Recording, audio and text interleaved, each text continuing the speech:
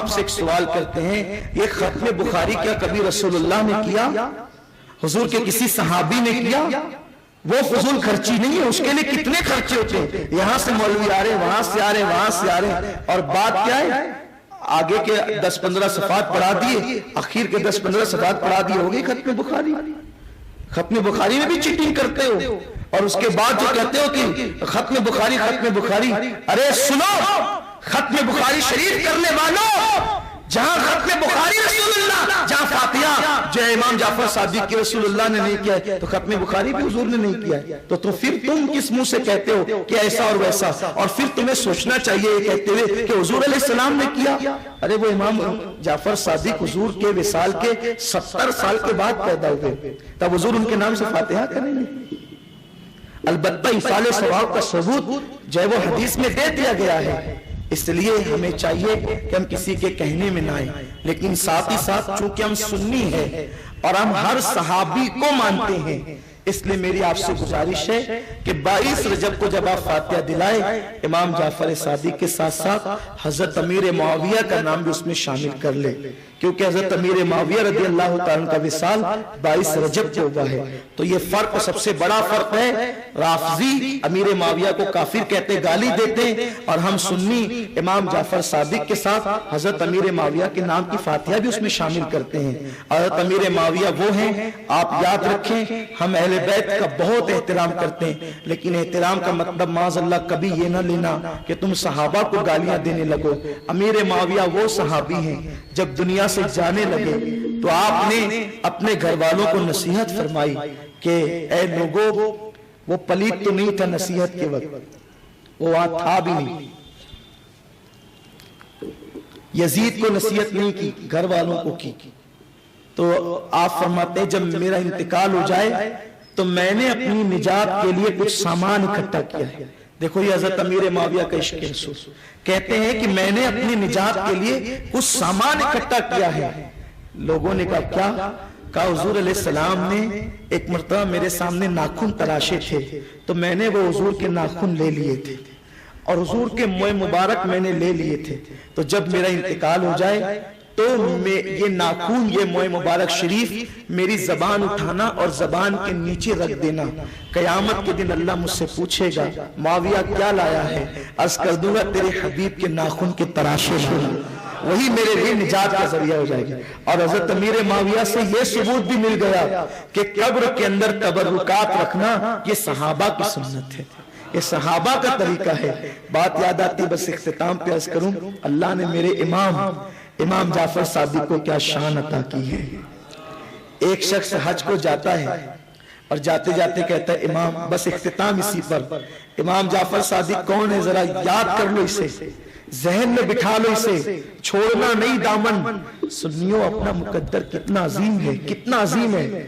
ہم جیسے گنہگار ہوں گے اور شفاعت کرنے کے لیے ہزاروں کھڑے ہوں گے، فرشتہ کہے گا وہ دیکھ جس کی نیاز کرتا تھا وہ جعفر صادق کھڑا ہے، وہ دیکھ اس کا بابا امام باقر کھڑا ہے، وہ دیکھ امام حسن کھڑے ہیں، وہ دیکھ امام حسین کھڑے ہیں، وہ دیکھ غوث الاعظم کھڑے ہیں، وہ دیکھ غریب نواز کھڑے ہیں۔ یارو ایک آسی ہوگا، دامن کتنے ہوں گے، کدھر جائیں ادھر جائیں کہ ادھر جائیں، لوگ تلاش کر رہے ہوں گے کہ کہاں دامن میں چھپے، اور اپنے لیے اتنے دامن اللہ نے عطا فرما دیے کہ اتنے دامن ہوں گے اور آسی اتنے ہوں گے، خدا کی قسم تو سب اپنا ہی اپنا ہوگا۔ اسی لیے تو استاد زمن کہتے ہیں، بڑے مزے میں کہتے ہیں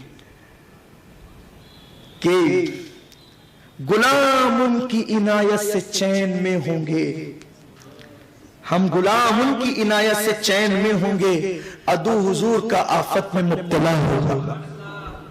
بھائیو آپ کسی کے آنے پہ کھڑے ہو جاتے ہیں، اس آنے والے کو کیا ملتا ہے؟ کچھ ملتا ہے؟ نہیں ملتا، لیکن محبت کا اظہار ہوتا ہے۔ تو جیسے تم کنڈے کی نیاز کرتے ہو نا، امام جعفر صادق کو بظاہر وہ پوریا نہیں پہنچتی، لیکن یہ محبت کا اظہار ہوتا ہے۔ اگر وہ ہمارے ظاہری زمانے میں ہوتے تو ہم ان کی خدمت کرتے، مہمان بناتے، بہت کچھ کرتے، لیکن ہے کیا امام جعفر صادق؟ ایک شخص حج کو جا رہا ہے، حج کو جاتے ہوئے 40,000 روپے کا امام، یہ میں آپ کے پاس رکھ کے جاتا ہوں، واپس آگے لے لوں گا، یا آپ ایک کام کریں، اس 40,000 روپے میں آپ مدینہ منورہ میں کوئی اچھا سا مکان میرے لیے خرید دیں توجہ فرمائیں، میرے نبی کے لاڈلوں کی شان کیا ہے، شان والوں کی شان کیا ہے؟ قدر والے جانتے ہیں قدر شان اہل بیت۔ یہ 40,000 نے میرے لیے کوئی اچھا سا مکان خرید دیں۔ امام جعفر صادق نے لیا، وہ چلا گیا حج کو، انہوں نے وہ سارے پیسے غریبوں میں تقسیم کر دی، سب تقسیم کر دی، اس لیے کہ ہماری دولت ہماری نہیں ہے، یہ سب حضور کی ہے، اور حضور کی ہے تو حضور کی آل اس میں جتنا چاہے تصرف کرے، کون انہیں روکنے والا ہے؟ مالک کی اولاد بھی مالک ہوتی، آقا کی اولاد بھی آقا ہوتی، سب خرچہ کر ڈالا۔ وہ آیا، حضور خرید دیا مکان، کہاں بالکل خریدا، لیکن مدینے میں نہیں، جنت میں خریدا ہے۔ اور کہاں خریدا ہے تجھے معلوم ہے؟ جس کی ایک دیوار کا کونا حضور کے گھر سے ملتا ہے، مدینے جو ہے وہ جنت کے اندر، مدینہ منورہ میں نہیں، جنت میں تیرا مکان میں نے وہاں خریدا، جس کا ایک کونا حضور کے مکان سے، جس مکان میں محل میں حضور رہیں گے جنت میں، تیرے مکان کا ایک کونا ان کے مکان سے ملتا ہے، دوسرا کونا مولا علی کے مکان سے ملتا ہے، تیسرا کونا امام حسن کے مکان سے ملتا ہے، اور چوتھا کونا امام حسین کے محل سے ملتا ہے۔ اس نے کہا امام آپ نے کہہ دیا، میں نے مان لیا، ساری چیز تو ماننے کی ہے۔ وہ کہتا ہاں آپ نے کھا لیا اور آپ کہہ رہے ہیں معاذ اللہ کہ جنت میں خرید دیا، میرے پیسے لاؤ، کچھ نہیں ہوتا ہے، اس لیے کہ ملتا انہی کو ہے جو مان لیتے ہیں۔ نہ ماننے والا تو پھر نوح علیہ السلام کا بیٹا بھی ہو تو وہ جہنم کا ایندھن بنتا ہے۔ ماننے والے بنو، ماننے والے بنو۔ کہ امام آپ نے کہا میں نے مان لیا، امام کا دریائے کرم جوش میں آیا، قلم اٹھایا، کاغذ پہ لکھ دیا، میں نے فلاں بن فلاں کو جنت میں محل بیچ دیا ہے، جس کے گھر کا ایک کونا حضور کے محل سے، دوسرا کونا مولا علی کے محل سے، تیسرا کونا امام حسن کے محل سے، چوتھا کونا امام حسین کے محل سے ملتا ہے۔ وہ کاغذ لکھ کر کے دے دیا، وہ سینے سے لگا کے لے گیا، اور اس کے بعد اپنی بیٹوں سے کہا دیکھا میرے امام نے 40,000 میں صرف جنت میں وہ محل خریدا ہے کہ جس کے کونے حضور مولا علی امام حسن امام حسین کے کونے سے ملتے ہیں۔ بیٹوں نے لے تو لیا، لیکن بیٹے بیٹے ہوتے ہیں، کچھ کہا نہیں، لیکن ایک رنگ آتا تھا اور دوسرا رنگ جاتا تھا۔ 40,000 اس زمانے میں 40,000 چلے گئے۔ اس نے کہا جب میرا انتقال ہو تو میرے کفن میں رکھ دینا، یہ میرا محل خرید دیا ہے میرے امام نے، رکھ دیا لوگوں نے، جب انتقال ہوا تو رکھ دیا۔ تو چونکہ انہیں شک تھا، شک کسے تھا؟ باپ کو نہیں تھا، جو یقین والا تھا وہ تو کامیاب ہو گیا، لیکن جو اہل شک ہے ان کو یہ جلوہ دکھایا گیا کہ کفن میں بیٹوں نے باپ کے وہ چٹھی رکھ دی، لیکن جب دوسری صبح کو باپ کی قبر پر پہنچے تو وہی رکا قبر کے اوپر رکھا تھا۔ ایک طرف امام جعفر صادق کے قلم سے لکھا تھا میں نے 40,000 میں اس کو جنت کا محل دے دیا، اس کی پشت پر خدائی تحریر تھی، ہم نے جعفر صادق کے سودے کو قبول کر لیا اور اس کو عطا کر دیا۔ ارے جو جنت میں محل دلواتا ہے وہ امام جعفر صادق ہے۔ کتنا سستا سودا ہے، کتنا سستا سودا کہ محبت کرو جنت خرید لو، محبت کرو آخرت کا آرام خرید لو، محبت کرو دنیا کی راحت خرید لو۔ ارے جو آقاؤں کی اتنی چلتی ہے کہ خدا سے جنت خرید کر دنیا میں اسٹیمپ دیتے ہیں، وہ کاغذ کیا ہے؟ خدا سے خرید کے دیتے ہیں۔ کسی میں اتنی ہمت، تو جن کی اتنی اللہ کے یہاں چلتی ہے ان کا دامن نہ پکڑے تو پھر کس کا دامن پکڑے؟ لیکن یہ ضروری نہیں کہ اب آپ اس کے لیے قرضہ لیں اور پوریاں ہی پکائیں۔ آپ ایک گلاس پانی پر بھی فاتحہ دلا سکتے ہیں، آپ ایک مٹھی شکر پر بھی فاتحہ دلا سکتے ہیں، اور آپ جتنا ادب کر سکتے ہیں کریں۔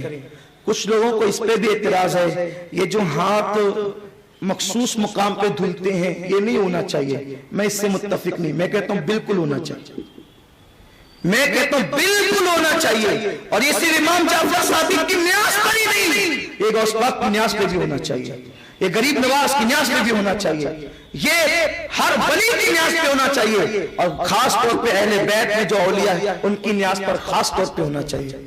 گٹروں میں ہاتھ نہیں دھلے جائیں، اس لیے کہ یہ نیاز ہم نے وہاں دیکھی، بس وہ آخری بات کرنے چلا تھا، لیکن بات عرض کر دوں کیونکہ آج اس پر بھی کچھ سنی گفتگو کرتے ہیں، ارے کیا ضرورت ہے اتنا اہتمام کرنے کی؟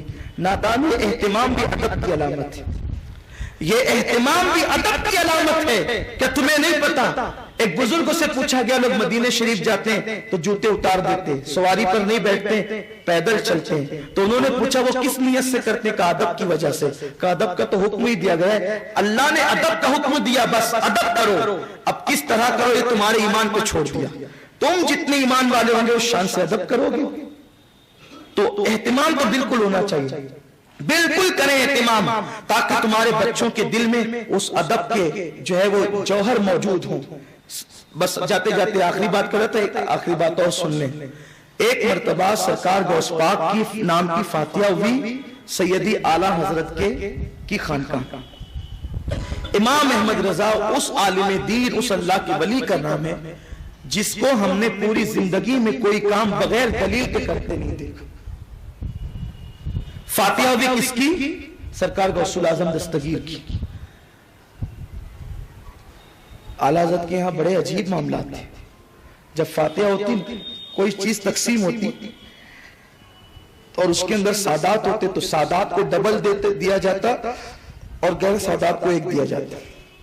شیرنی میں بھی یہ اہتمام رکھا جاتا، سادات ہو تو ڈبل، عوام ہو تو ایک اور حصہ، اور شیرنی تقسیم کے لیے اکثر سادات کا انتخاب کیا جاتا۔ آپ دیں فاتحہ ہوئی، اس وقت ایک سید زادہ جسے دنیا حضور محدث اعظمین کے نام سے جانتی، ان کے ہاتھ میں دے دی گئے، آپ تقسیم کریں۔